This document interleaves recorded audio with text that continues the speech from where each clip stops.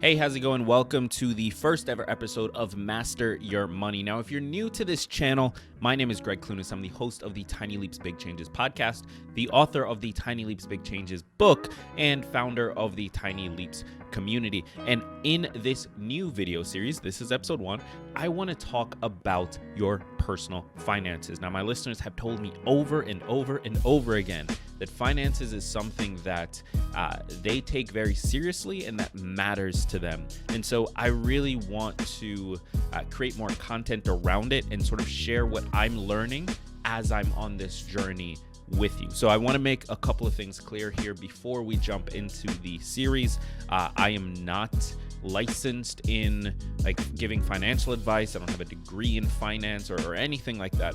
I'm just a guy who immigrated here when I was 8, grew up with a family that worked really hard to make sure that we were comfortable, and has sort of spent the majority of my adult life and my teen life trying to learn more about the financial system, trying to understand how to manage your money well, how to make more money, how to save money, how to pay off debts, how to improve your credit. So we're going to be covering all of these topics, but it's always going to be coming from here's the stuff that I'm reading, here's what I'm learning, here's what I'm trying, and less me talking down to you from a stage or something, right? I'm not an expert in this, but it is something that I spend a lot of time studying, and so hopefully I can help you on your journey as well. Now, in this episode of Master Your Money, we are going to be covering the 3 different types of income. This is a topic that I think more people need to dive into and wrap their minds around, right? Because we think of income,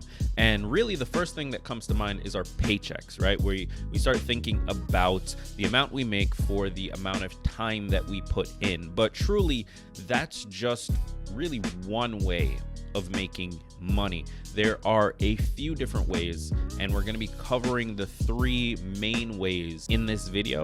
So hopefully by the end of it, you'll be able to start brainstorming for yourself, what are some other ways that you could be bringing in money, even if it's small change, in order to offset your main way right now. So the first big way is what I call assistance, right? So this is anything that sort of the government gives you, so food stamps, Social Security, any kind of social safety net program, that falls under assistance in my book. In addition to which, if you get a pension from your job or any kind of credits towards college or retirement benefits, let's say if you're in the military or something like that, then that also counts as assistance. Now, assistance is not a bad thing, right? We've had this concept sort of branded very negatively to us, this whole idea of the welfare state and the welfare queen who just sits around and does nothing and collects unemployment from the government. And that's just,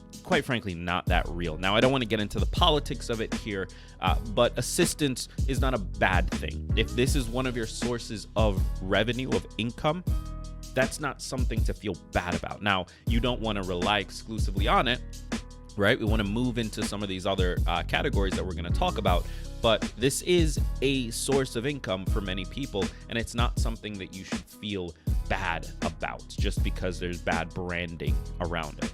Now, the second way of making money is what I call labor. So this is anything where you are getting a paycheck in exchange for doing something, right? So if you have a job, you are making the majority of your money from this category, labor. You go into work, you are putting in the time, you're putting in the energy, you're figuring out whatever they need you to figure out, and then at the end of the week or every 2 weeks, you get that paycheck. In addition to which, if you are a freelancer, if you are a small company where you're doing the majority of the work still, if you are bringing in money essentially just sort of on the side, onto the table, if you're babysitting, anything like that is labor income. That is you trading something, i.e. your time, your energy, your skills, for a paycheck, for a bit of cash, for some kind of financial payment. So this is the way that most people make their income, especially most people in the middle class. And then finally, the third major way of making money, of bringing in an income, is what I call leverage, right? So leverage is anything where you are using something else in order to bring in revenue and to bring in income. So if you are a business owner and you aren't working in the business, so you have people doing the day-to-day work, have people doing the labor work, and you're paying them in order to do that, they're essentially trading labor for dollars from you, and you are trading their leverage. You are leveraging them, their time, their labor, their intelligence, their skills, in order to get paid by somebody else, right? That's how a business works. So you maybe came up with the idea, you put in a bunch of work in the beginning, maybe you invested a bunch in the beginning, you raised money, like whatever it is that you did to get this business to the point where you could then hire employees. And now you've switched over from what was a labor source of revenue to a leverage source of revenue, right? So now you're leveraging other people's time and skills and energy. An additional way of bringing in leverage revenue is investing. So if you have $10,000 and you put it into the stock market, and at the end of the year, let's say you now have $10,500, that $500 came from leverage. You leveraged the 10,000 that you had to create the additional 500. So that's one way of bringing in revenue, is looking at the things that you have, the position that you're in, and trying to figure out what can I leverage in order to bring in more revenue for myself, in order to turn this money or this other person's skill or this other person's time or whatever it is into more revenue. And now for the sort of secret fourth way, right? Because we've looked at assistance, we've looked at labor, and we've looked at leverage. These are sort of the three major ways of bringing in an income, bringing in revenue. But obviously, you don't fall into any one of these buckets exclusively, more than likely, right?